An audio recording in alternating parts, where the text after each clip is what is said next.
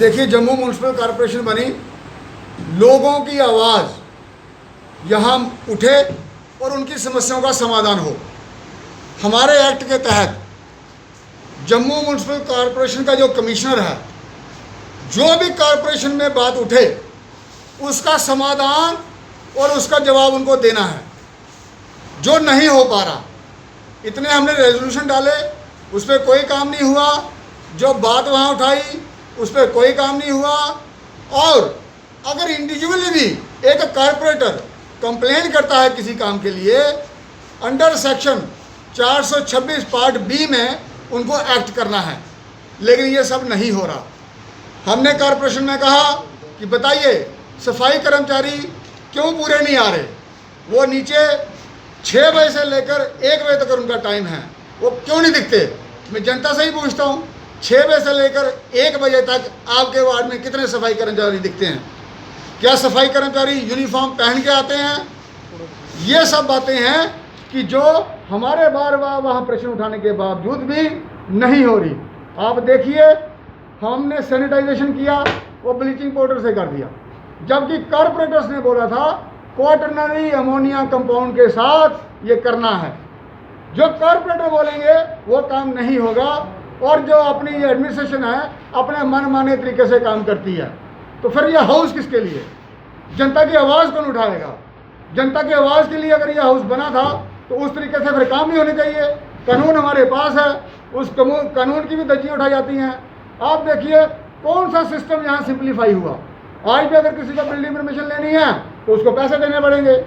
आज भी अगर उसने कोई सर्टिफिकेट निकालना है, बर्थ सर्टिफिकेट, उसको पैसे देने पड़ेंगे। आज भी अगर उसने किसी ने यहाँ कोई काम करवाना है, कोई सैनिटरी इंस्पेक्टर को चेंज करना है, अपना इसको सफाई कर्मचारी को चेंज करना है, जो भी रिक्वेजिशन आए की कॉरपोरेटर से, उसके ऊपर ध्यान नहीं दिया जाएगा। तो सैनिटाइजेशन कराने के लिए 1 महीना कॉरपोरेटर को वेट करना पड़ा। कॉरपोरेटर बेचारों ने अपने पैसों से मशीनें खरीद कर वार्ड में अपनी अपनी व्यवस्था बना के ये काम किया। तो ये काम किसका था? एलजी साहब यहाँ आए थे, मैंने उनको निवेदन किया था कि हमें क्रिटिकल नहीं, हमें सपोर्टिव एडमिनिस्ट्रेशन चाहिए। यहाँ जो कॉरपोरेशन में आवाज़ उठती है, जो कॉरपोरेटर कोई कंप्लेन करते हैं, उस पर निर्णय लेने का काम कमिश्नर का है कि वो उसकी सुनवाई करके उस हिसाब से काम करें, ना कि जो हाउस में निर्णय लिया हमने उस पर यह निर्णय ले कि इस निर्णय को हमने इंप्लीमेंट करना है कि नहीं करना। यहाँ ये प्रॉब्लम है। जो हाउस में पास हो गया, she is there to implement that in letter and spirit, वो काम नहीं हो रहे, क्योंकि इसको ऊपर से शेल्टरिंग है कि मैडम आप काम करो, हम देख लेंगे क्या करना है क्या नहीं करना है। She is just hijacking the whole of the system. और हम चाहते हैं कि अंडर सेक्शन 45 ये लिखा हुआ है कि किसी भी कमिश्नर का यहाँ तब तक नियुक्ति नहीं हो सकती जब तक उसका एक्सपीरियंस 15 साल का नहीं है, और इनका 8 साल का है।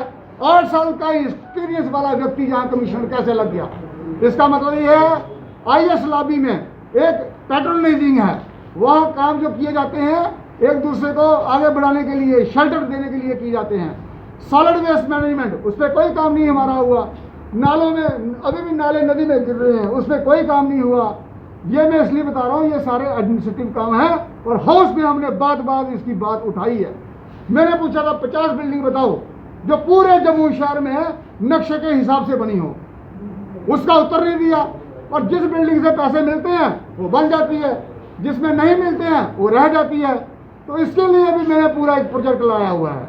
मैंने पूरा इसमें एक कमेटी बनाई थी, वो हाउस में पेश करना है। लेकिन ये सब बातें मैं इसलिए बता रहा हूँ कि टाइम बहुत कम है।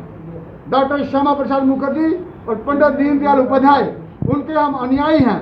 भारतीय जनता पार्टी में कई लोगों ने शहादत दी है, इसीलिए दी कि जब हमारे नुमाइंदगी करेंगे वो भेदभाव नहीं करेंगे, हमारी आवाज़ उठाएंगे। इसलिए हम बार बार आवाज़ उठा रहे हैं। मैं आपको एक केस बताऊंगा जहां 40 लाख का घोटाला होता था हर महीने।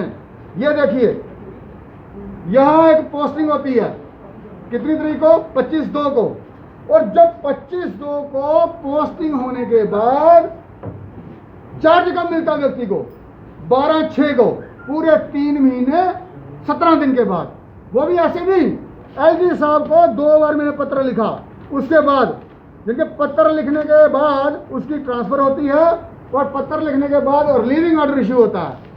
अगर एक व्यक्ति को एक पोस्टिंग ट्रांसफ़र कराने के लिए इतना भटकना पड़ेगा, वो भी एक पब्लिक रिप्रेजेंटेटिव को, तो क्या सिस्टम है ये एलजी साहब को देखना चाहिए कि जो ब्यूरोक्रेसी है वो क्या काम कर रही है। आपके पास आकर मीठी मीठी बातें करके चले जाते हैं और इस व्यक्ति को कोर्ट में उसकी प्ली डिसमिस होगी कि you can stand here no more. उस व्यक्ति को कमिश्नर सेक्रेटरी के ऑफिस से एप्रिसिएशन लेटर जाता है और ये देखिए कमिश्नर भी देती हैं अवनी लवासा जी।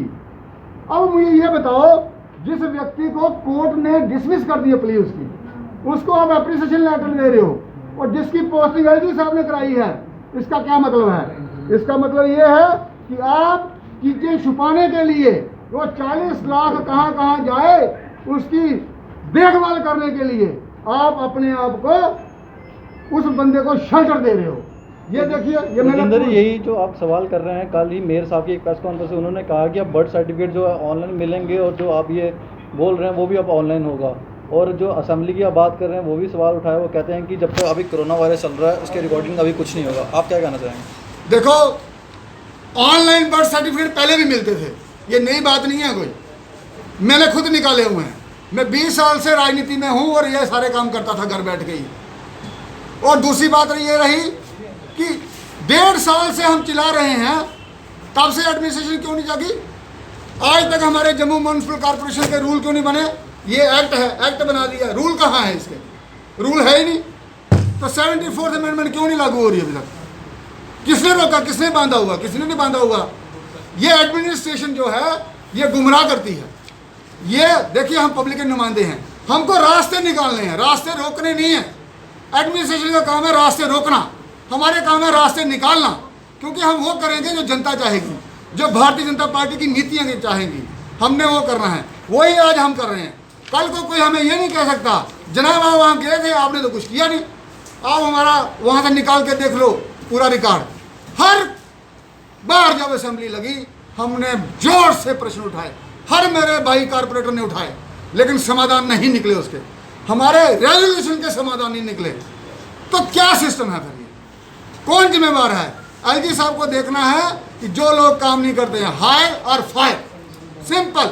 लोगों के काम तभी हो गए। आप मुझे ये बताओ, 1886 से जीएमसी बनी है, आज तक उसी सिस्टम से काम चल रहा है, वही झाड़ू, वही बेलचे, वही सिस्टम, क्यों चेंज नहीं हुआ? जो आदमी आज से पहले एक स्कूटर पे चलता था, आज उसने इतनी बड़ी गाड़ी रखी है, तो उसकी तरक्की हुई। तो लोगों के कामों के प्रति तरक्की क्यों नहीं हुई? वहाँ चेंज क्यों नहीं आया? इसके लिए कौन जिम्मेवार है? हर व्यक्ति वो ऊपर से लेकर नीचे तक जो उस दौरान उस पीरियड में रहा। और मैं ये नहीं चाहता यही प्रश्न आने वाली जनरेशन हमें पूछे कि आपने क्या किया।